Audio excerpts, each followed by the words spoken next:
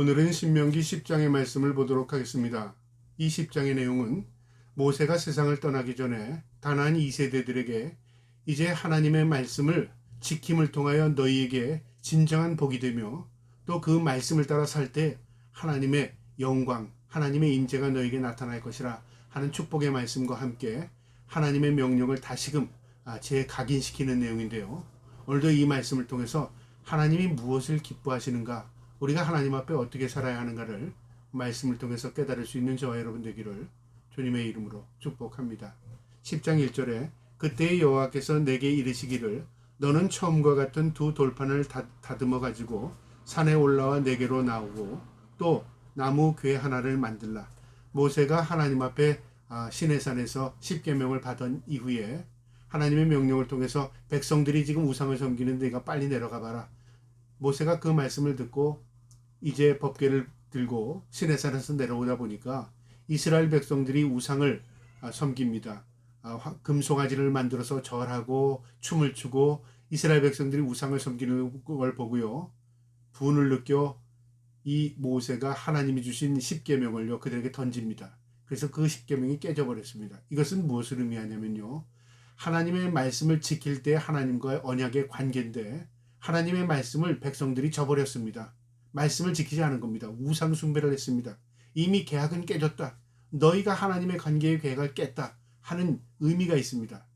그런데 이것으로 인해서 하나님께서 진노하시고요. 이젠 이스라엘 백성들을 하나님 심판하시고 모세를 이어서 다시 하나님 앞에 거룩한 백성을 세우겠다고 하나님께서 말씀하셨을 때 모세가 하나님 앞에 간절히 기도합니다.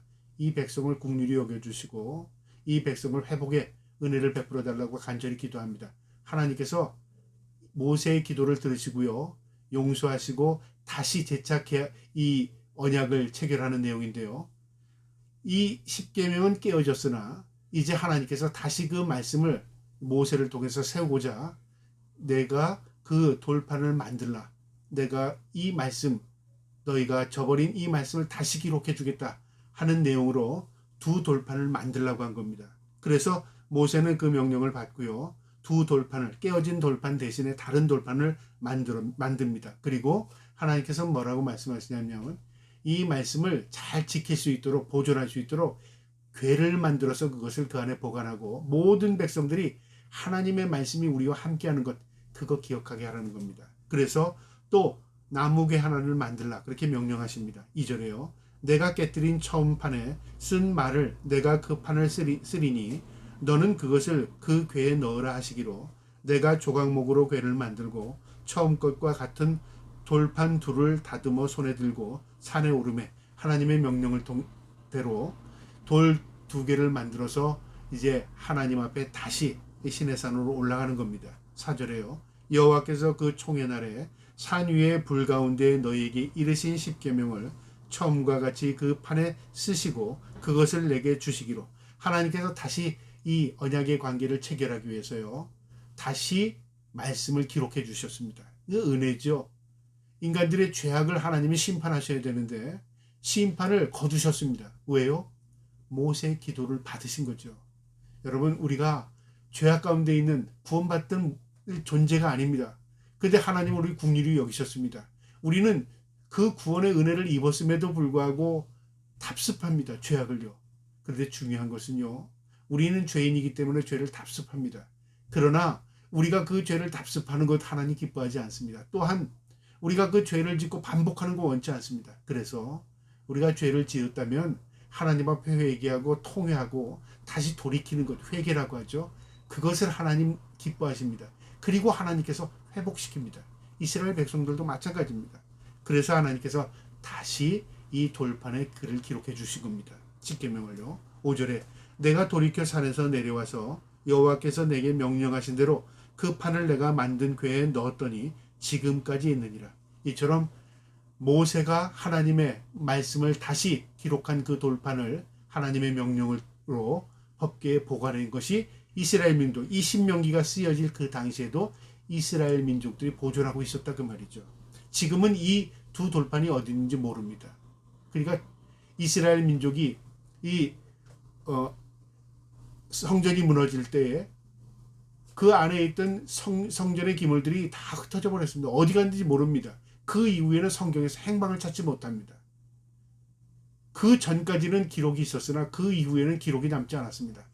그래서 어떤 사람들은 이스라엘 어디인가 있을 것이다, 그렇게 추측하는 사람도 있고요. 아니면 다른 곳에 어디 숨겨져 있을 거다, 그런 생각도 하고 있고요. 아무도 이것이 어디 있는지 모른다, 뭐 그렇게 추정하는 사람도 있습니다. 우리는 모릅니다. 아직 드러나지 않았기 때문에요. 근데 분명한 것은 하나님이 기록해 주신 말씀이 있다, 그 말이죠. 그 돌판을 찾지 못할지라도 우리는 이미 그 돌판에 무엇이 써져 있는지 다 알아요. 십계명입니다. 하나님의 다른 신이 없다, 그 말이죠. 우상 섬기지 말라, 그 말입니다. 안식일을 거룩히 지켜라, 그 말입니다. 그리고 부모 공경하고 죄 짓지 말고 탐내지 말고 거룩한 백성으로 살아라, 그 말이죠. 그 말씀은 우리가 오늘날 성경을 통해서 다 마음속에 간직하고 있습니다. 그러니까 말씀은요, 내가 기억하는 것, 남아있는 겁니다. 이스라엘 백성들도 그 말씀을 붙들어야 하는 것입니다. 지금까지 있느니라. 6절에 이스라엘 자손이 부에롯 분해야 아간에서 길을 떠나 모세라에 이르러 아론이 거기서 죽어 장사라 되었고 그의 아들 엘르아살이 그를 이어 제사장의 직분을 행하였으며, 이제 아론이 세상을 떠나고 제사장이었죠. 그의 아들이었던 엘르아살이 제사장을 이어갑니다. 이 제사장 직분은요, 하나님과 백성을 이어주는 중보의 역할을 감당하는 게 제사장입니다. 그러니까 제사장 직분은 바로 하나님의 질서, 하나님의 질서를 세우는데 이 중보의 역할을 감당합니다. 그러니까 다리 역할을 감당하는 거죠. 그 직임입니다. 또 거기에 떠나 굿고다에 이르고 굿고다를 떠나 옅바다에 이른즉 그 땅에서 시내가 많았으며, 그때의 여호와께서 레위 지파를 구별하여 여호와의 언약궤를 매게 하며 여호와 앞에 서서 그를 섬기며 또 여호와의 이름으로 축복하게 하였으니 그 일은 오늘까지 이르니라. 하나님께서 제사장 그룹을 세우시고 그 다음에 그를 돕도록 레위인을 세워서 하나님의 말씀이 그 법궤를 이동할 때 지고 가게 했습니다. 광야에서요. 그리고 이 레위인들에게는 하나님의 일을 맡겨준 겁니다. 일이 없는 게 아니라 구별한 겁니다. 12지파 가운데 레위인을 집해서 구별했고, 레위 지파가 맡은 일은 하나님의 일을 맡긴 거죠. 레위 지파입니다. 우리는 영적으로 하나님 앞에 레위 지파입니다. 우리가 구별된 하나님의 백성으로서 하나님의 영광을 위해서 살아야 할 사람들, 하나님의 백성들, 구원받은 백성들, 예수 그리스도인이라, 그 말이죠. 9절에 그러므로 레위는 그의 형제 중에 분깃이 없으며 기업이 없고 내 하나님 여호와께서 그에게 말씀하신 같이 여호와가 그의 기업이시니라. 이 레위 지파에게는 가나안 땅에 정착한 이후에도 어떤 땅을 분배하지 않았습니다. 그리고 하나님의 일을 하게 했습니다. 그리고 각 지파에서 이것을 분류해서 레위 지파에게 주었습니다. 그러나 레위 지파는 철저하게 하나님의 일을 하고 하나님께 맡겨진 사람으로서 하나님의 일을 함을 통해서 기업이 되는 겁니다. 여러분, 기업이라는 게 뭐죠? 유산, 재산, 아니면 자기의 그 업이라고 말할 수도 있죠. 이 레위인의 업은요, 하나님의 일을 하는 것이 업입니다. 내가 처음과 같이 40주야를 산에 머물렀고 그때에도 여호와께서 내 말을 들으사 너를 차마 멸하지 아니하시고 하나님께서 모세의 기도를 들으셨다, 그 말이죠. 11절에 여호와께서 내게 이르시되 일어나서 백성보다 먼저 길을 떠나라. 내가 너희에게 주리라고 그들에게 조상에게 맹세한 땅에 그들이 들어가서 그것을 차지하라 하였느니라. 하나님께서 이스라엘 백성들에게 이제 이 가나안 2세대들에게 가나안 땅에서 이동하여 하나님의 약속의 땅 가나안 땅에 들어가라, 그 말씀을 하십니다. 12절에요. 이스라엘아, 내 하나님 여호와께서 내게 요구하는 것이 무엇이냐? 곧 내 하나님 여호와를 경외하며 그의 모든 도를 행하고 그를 사랑하며 마음을 다하고 뜻을 다하여 나 하나님 여호와를 섬기고. 하나님이 기뻐하는 게 뭐냐, 그 말이죠. 하나님이 너희를 향한 뜻이 뭐냐, 그 말입니다. 하나님을 경외하고 높이고 하나님을 인정하고, 그 말이죠. 도를 행하고 말씀대로 살고, 하나님의 계심을 인정하고 믿고 하나님 말씀대로 살고, 그리고 하나님을 사랑하고 마음으로 사랑하고, 그 말이죠. 사랑하며 마음을 다하고 뜻을 다하여 내 하나님 여호와를 섬기고, 사랑하고 섬기고 하나님 중심도로 살라, 그 말이죠. 여러분, 그게 하나님 기쁨입니다. 왜요? 우리는 하나님의 피조물입니다. 피조물이 하나님을 인정하면 당연합니다. 그런데 인간은 죄성이 있기 때문에, 죄 때문에 하나님을 거부합니다. 이게 사탄이 우리를 물들인 겁니다. 죄로 물들인 겁니다. 그걸 회복할 때 하나님과 우리의 관계가 회복되고요. 하나님 그것을 기뻐하는 겁니다. 하나님을 경외하고 하나님을 사랑하고 하나님 말씀대로 실천하며 살고 하나님 뜻 안에서 있을 때 하나님이 그것을 기뻐하십니다.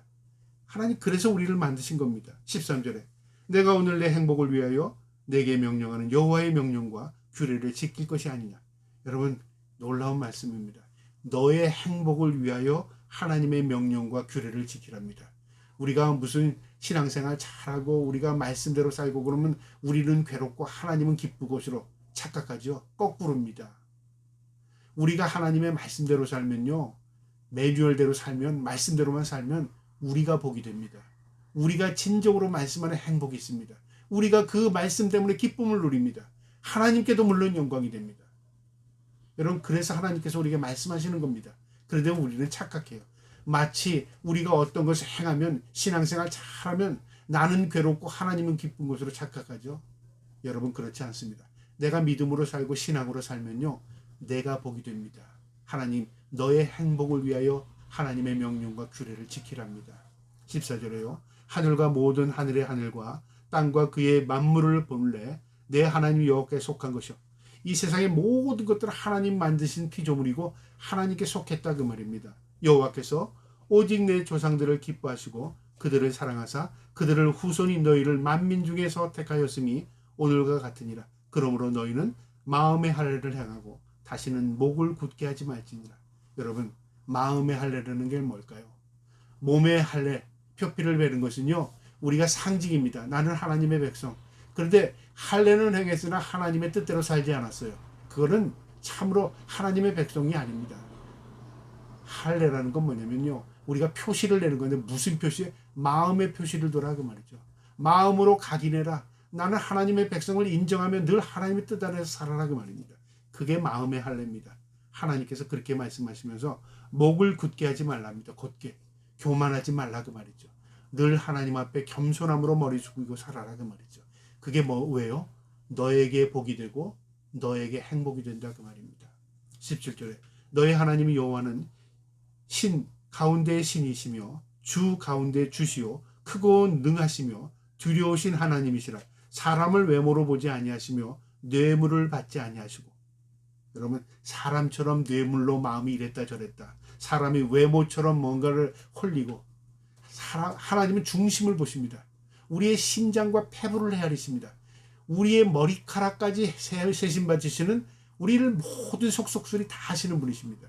우리가 하나님 앞에 속일 수 없습니다. 그럼 우리는 어떻게 살아야 되니까? 진실한 마음으로 하나님을 섬기며 살 때 하나님께서 그것이 내게 복이 되게 하시고요. 그것이 하나님의 인정함이 되어서 내가 하나님 앞에 영광을 덧입게 되는 것입니다. 18절에 고아와 과부를 위하여 정의를 행하시며 나그네를 사랑하여 그에게 떡과 옷을 주시나니. 가난한 자, 불쌍한 자, 소외된 자, 힘없는 자를 하나님 사랑하는 것처럼 우리의 관심도 그것에 두기를 하나님 원하십니다. 하나님 그들을 사랑하십니다. 그리고 그들에게 떡과 옷을 주신답니다. 그러니까 세상의 주인 하나님, 세상의 주인이신 하나님은요, 소외된 자, 낮은 자, 불쌍한 자를 그냥 두시지 않고요, 다 헤아리십니다. 우리가 오늘날 들을 때, 저 사람 불쌍하니까 왜 하나님 저 사람 불쌍하게 만드셨지? 우리 그렇게 생각하잖아요. 그런데 하나님께서 모르시는 게 아닙니다. 하나님의 뜻과 섭리가 있습니다. 그것을 보는 우리를 통해서 하나님의 뜻을 이루기 원한다 그 말이죠. 그러니까 하나님의 백성, 이 하나님이 주시는 마음, 그것을 같이 마음을 둘 때 하나님의 영광이 드러나요. 그러니까 하나님의 마음이 머무는 곳에 우리의 마음이 머물고요. 하나님의 관심을 갖는 곳에 우리도 관심을 가질 때 하나님과 우리의 마음이 일치되는 것입니다. 그래서 우리가 기도하는 겁니다. 그래서 우리가 하나님 말씀 보는 겁니다. 그래서 하나님께 묻고 기도하는 겁니다. 하나님의 뜻에 헤아리기 위해서요. 하나님은 무엇을 기뻐하셔요? 고아와 과부를 위하여 정의를 행하시며 나그네를 사랑하여 그에게 떡과 옷을 주시나니. 너희는 나그네를 사랑하라. 전에 너희도 애굽 땅에서 나그네 되었음이니라. 너희도 과거에는 종이요 나그네요. 너희도 갈 곳 없는 것이요 불쌍한 존재들이었어.